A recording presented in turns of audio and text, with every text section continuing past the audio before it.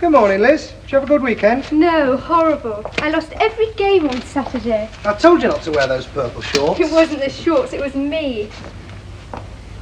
Isn't Mr. Carey down yet? No, I think he's having the day off. He said something about it last week. I'm told there was an article about him in the Sunday News. Did you read it? Yes, they're running a series on famous sportsmen. I read every one so far. It was jolly good on Mr. Carey, except they described Jack as the toughest detective at Scotland Yard. What nonsense. Jack isn't tough. He's not half as tough as his father. Well, here's the old boy now, by the sound of it. Good morning, Mr. Carey. I shall probably be out all day, Douglas. If Harris Brothers' phone just stalled, I'll talk to them tomorrow. Yes, all right, Mr. Carey. There's a reply from Allied Sports. It's not very satisfactory, I'm afraid. What does it say? No, don't read it to me. You bring it up. Oh, and bring some golf balls, Douglas. You better make it half a dozen, eh? Who are you playing with today, Father? Oh, I'm not playing with anyone. Just having a knock round on my own. What are you up to, by the way? You start your leave today, don't you? Yes, thank goodness.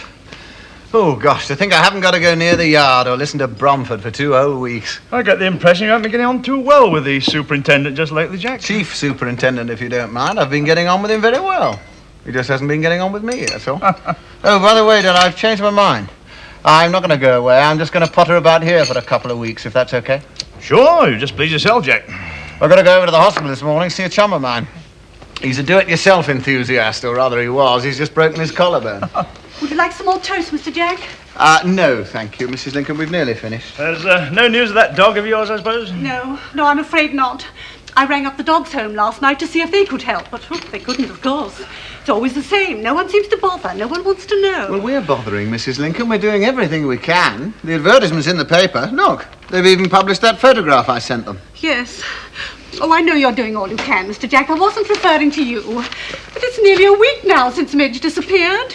And she was wearing her collar. I don't understand, Mr. Carey. She was wearing that lovely little collar you gave her. Yes, well, never mind, Mrs. Lincoln. Come on now, cheer up. It's not the end of the world. Cheer up, Mrs. Lincoln. I could do with another cup of coffee. How about you, Jack? Yes, good idea.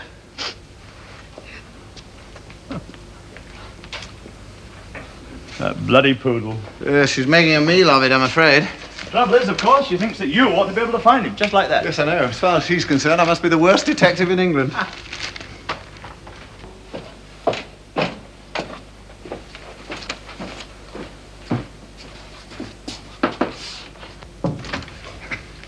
May I come in, please, sir? Yes, of course. Come right along in, Douglas. Morning, Jack. Hello, boy. Here's the letter from Allied Sports. And there's a reply from Houston's. He wants to drop in and see you. No point in you coming to see me. The rackets were faulted. They've just got to take them back. You've written down for me to phone Swim Dive. I don't know what about, sir. Oh, yes. Don't worry about it, Douglas. I've seen to it. And you've jotted down what looks like a car number for some reason or other. Car number? Yes, here on the cover, look. HXC 443C. No, I've no idea on earth what that is. Just ask Liz. She probably wrote it down. You know, this letter from Allied's a damned impertinence. It's just simply begging the question. Good morning, Mrs. Lincoln. Oh, good morning. Any news of Midge? No, I'm afraid not. Unfortunately. Wouldn't you think that by now somebody could have done something?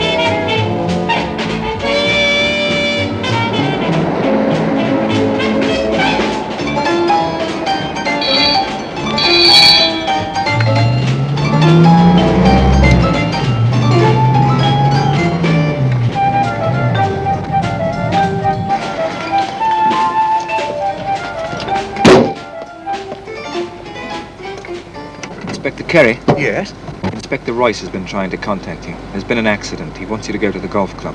Accident? What do you mean? What sort of accident? I understand your father was hit by a golf ball. Apparently he was in a bunker and another player, young chap called Delaney, didn't see him. I'm afraid your father was killed.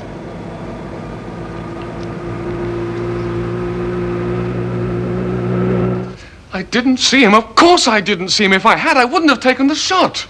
But you must have seen him on the fairway before he got into the bunker. No, I'm afraid I didn't. Were you on your own? Yes, I was just practicing. I only had a number 2 iron with me. Well, this happened on the 12th. It's only about 170 yards long, and the bunker is pretty high. It's right by the green. Your father was already in the bunker when I reached the tee. He must have been Mr. Carey. And how long was it before the doctor arrived? Well, I'm afraid the steward was out, so I had to find the pro. Well, it was about an hour before the doctor got here. That's a hell of a long time. Yes, I know, but it took me 15 minutes to find Jack, the doctor does agree with Mr. Delaney. Apparently the ball hit your father on the back of the neck. He fell and struck his head on a stone. Now, I know it shouldn't have been there, but it was. And we've examined the stone, and the doctor says that Look, in I'm his... not interested in what the doctor says. If it took him an hour to get here, what the hell does he know about it? Mr. Carey, I just don't know what to say to you. Please, believe me, if I could do anything at all... Did you know my father? No, I'd never seen him before. I knew of him, of course, and I'd always admired him. Oh, my God, if anyone had told me this morning that this was going to happen... Look, I'm terribly distressed about this. I just don't know what I can say. Sir, I think you wanted to make a phone call, Mr. Delaney. What? Oh, yes, please. There's a box in the hall. Thank you.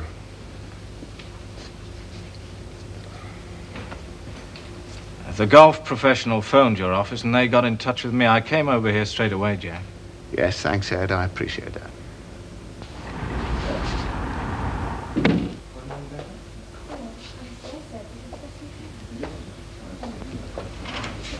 Is the inquest over?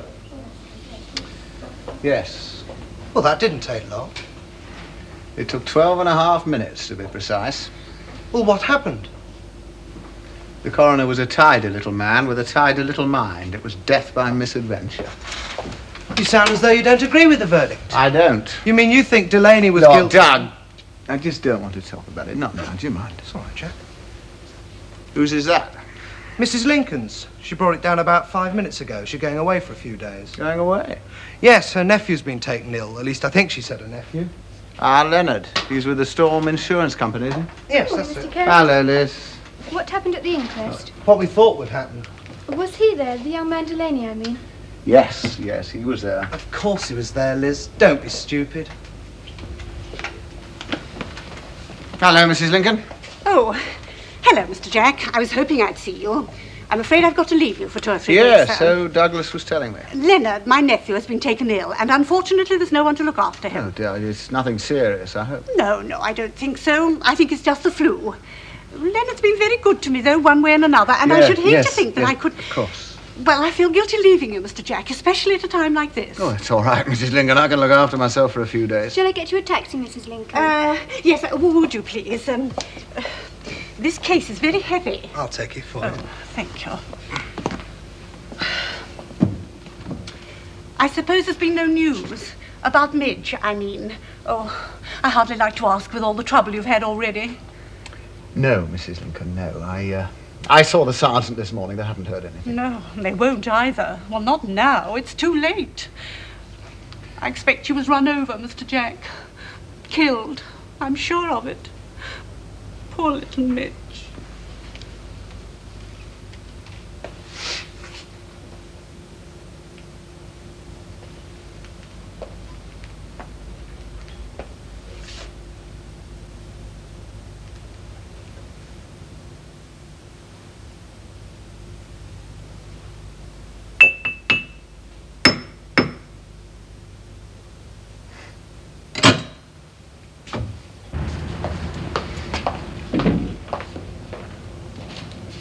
Oh, Jack? Hello, Ed. What happened to you? Why'd you disappear so quickly? Oh, I didn't want to hang about. I didn't feel like it. Oh, no one asked you to hang about. Look, Jack, why didn't you acknowledge Delaney this morning when he spoke to you? He's in a hell of a state. He has been ever since the accident. What accident? What do you mean, what accident? I'm talking about your father, what happened at the golf course. Oh, Jack, for God's sake. Now, you heard Delaney's evidence. You heard what the doctor said. Of course it was an accident. I don't think it was. I never have thought so. I'm sorry, Ed. I know you think I'm crazy, but I'm entitled to my opinion. Of course you're entitled to your opinion, but if it wasn't an accident, then what was it? I don't. Do you think Delaney murdered your father? Good God, the best golfer in the world couldn't be short of hitting a man 200 yards away, especially if he was in a bunker.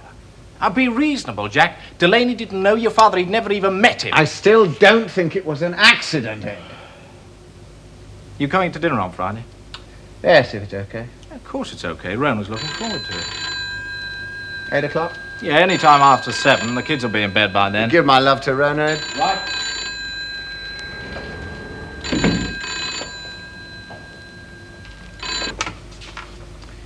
Bob Kerry Limited.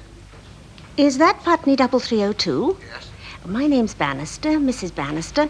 There's an advertisement in the local paper about a poodle. Yes, that's right. Is the dog yours, Mr. Kerry, no, it's not mine. It's my housekeeper's, but I'm responsible for the advertisement. Have you found the poodle? Yes, at least I think so. Well, it looks like the one in the paper, but it was a little disheveled, I'm afraid. Actually, my husband found it last night in the garden. Where are you, Mrs. Bannister? Well, we're at Kingston Hill, Stillwater, Lawrence Avenue. Ah, yes, I know it. It's a large house. It's just on the corner. It stands back from the main road. The drive's on the right-hand side. Would you be in this morning? Yes, we shall be here all day. All right, thank you, Mrs. Bannister. It's very kind of you to have phoned.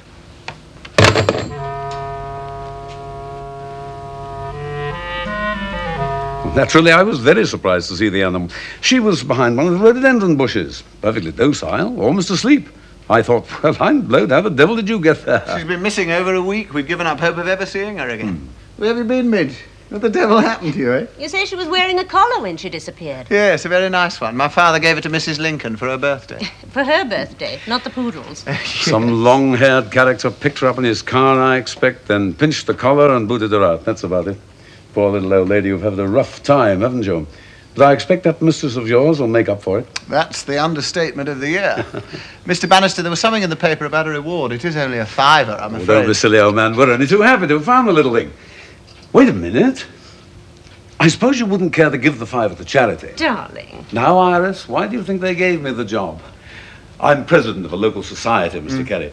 What the Yanks would call just a bunch of do-gooders. We help the old-age pensioners, look after the poor kids of the district, put on the odd show when we feel like it. A native charity, of course. Last year, we collected well over £800. Well, of course, I'd be delighted. Thank you, Mr. Kerry. Charles, you are a monster. Nonsense, dear. Every bob counts these days. You know that. Would you mind making out the check to Basil Higgs? He's our secretary. H-I-G-G-S. Would you like to use the desk, Mr. Kerry? Thank you. I expect you'll hear from Basil. He's bound to drop you a line. You'll hear from him, all right. Twice a year.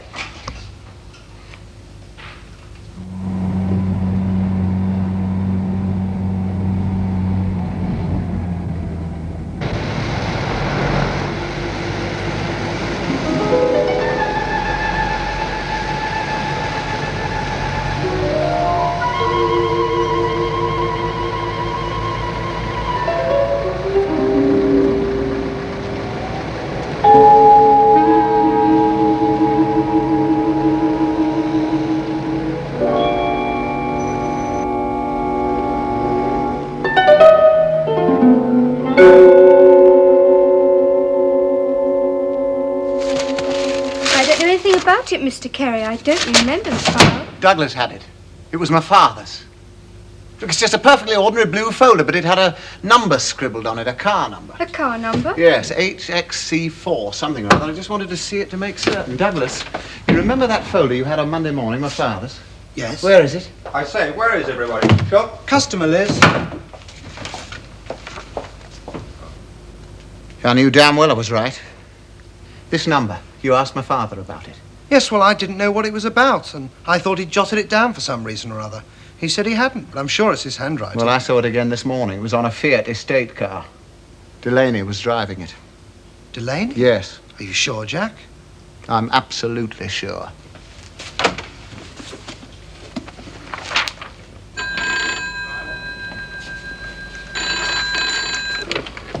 Knightsbridge 4269. Rupert Delaney? Yes. This is Jack Kerry. Oh, I'm sorry I missed you at the inquest, Mr. Kerry. I just wanted to say once again how very sorry I am about everything. I want to see you, Delaney. When can we meet? Tonight? Well, I have a dinner date, but I expect I'll be back about 10:30. Right, I'll see you then. 6 Linton Close, Knightsbridge. Yes, it's rather difficult to find, Mr. Kerry. It's in a mews just off Kennerton Street. Don't worry, I'll find it. Well, come straight up. I'm on the first floor. Right, 10:30.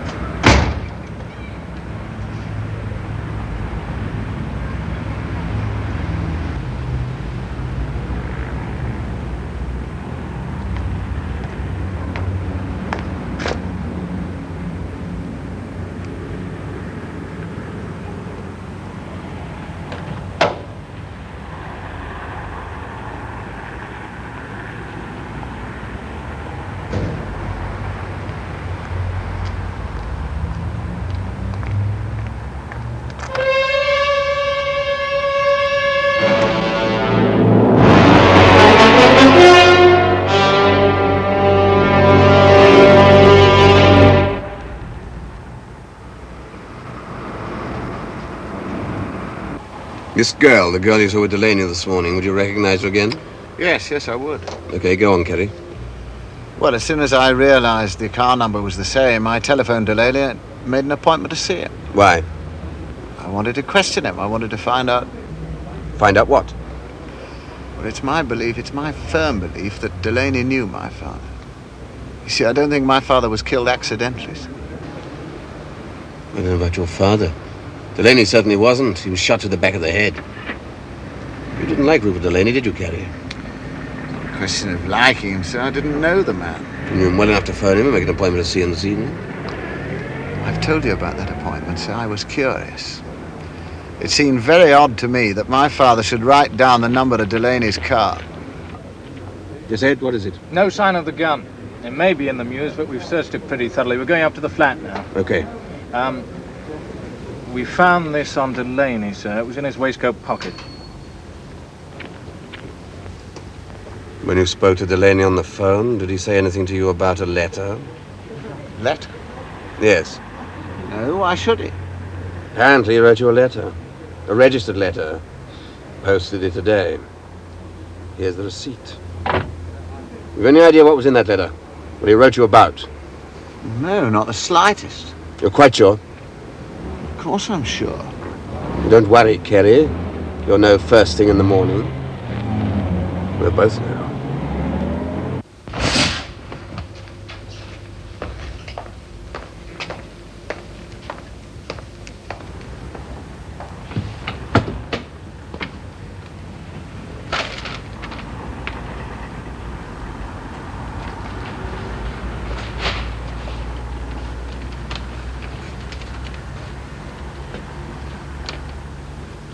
Am I too early for you? Oh, come along in. Has the post been? Not yet. It'll be here any minute. Would you like some coffee? I was just going to make some. Not to me, but you go ahead. You needn't have called round, sir. I'd have delivered the letter to you. Yes, I know that, but I wanted to see you. May I sit down? Yes, of course. Go ahead, make your coffee. That's all right. The coffee can wait. I've plenty of time. I'm on leave, anyway. Ah, yes. Until when? 25th. Well, what is it you wanted to see me about? Carrie, you told me last night that you hadn't met Delaney, not until you saw him at the golf club. That's right. You saw him at the club the morning your father was killed and at the inquest. Yes. Did you speak to him at the inquest? No. Why not? Well, I didn't feel particularly friendly towards him. Yes, I can understand that. Besides, I knew damn well what was going to happen at the inquest, and I just felt angry about the whole business. Yes, so Ed Royce told me. Tell me, do you know a man called Higgs? Higgs? No, I don't think so. Basil Higgs. Basil? Now, wait a minute. I made a check out to a man called Basil Higgs yesterday morning. That's right. You did. You did indeed, Carrie. For £5. But where did you get that? We found it last night. Where? In a drawer. In Rupert Delaney's flat. But I didn't give it to Delaney. Well, I'm quite prepared to believe that, since it's made out to a man called Higgs. Yes, but I didn't give it to Higgs either. Look, you better let me explain. Go ahead. You see, my housekeeper, Mrs. Lincoln, she lost a poodle. We advertised for it and we offered a reward. Now, some people called Bannister at Kingston Hill found the poodle, and I drove over there yesterday morning to pick it up. Well, when I was leaving, I mentioned the reward, and Charles Bannister suggested I give the £5 to a local charity. He asked me to make out the check to the secretary, Basil Higgs. I see.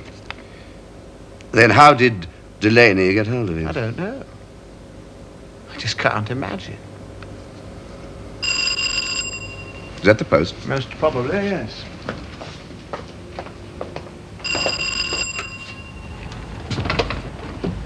Good morning, sir. There's a registered letter. Sign here, please. Yeah. Thanks a lot. Has it arrived? Yes.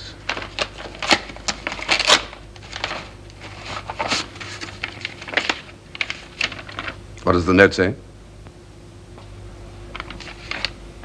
This is why your father was killed. It's the collar. The collar? Yes. The one that was stolen, the one Midge was wearing.